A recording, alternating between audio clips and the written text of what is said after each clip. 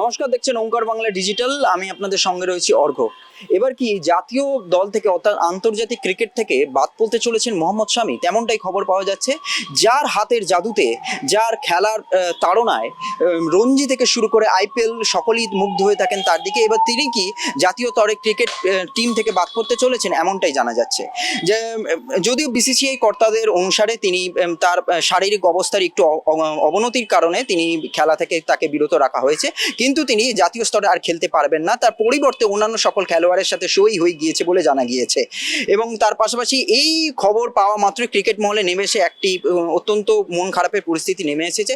মোহাম্মদ শামির মতো একজন প্লেয়ার, যদিও এর আগে যখন তাকে বাদ দেওয়া হয় তিনি নিজের সোশ্যাল মিডিয়া অ্যাকাউন্ট এবং ইউটিউব হ্যান্ডেলে তিনি পোস্ট করে জানান তিনি বিসিসিআই যে সিদ্ধান্ত নিয়েছে তাকে নিয়ে তিনি সেটাকে অগ্রগতি দিতে, অর্থাৎ নিজের মান্যতা দিতে তিনি সর্বদা প্রস্তুত রয়েছেন।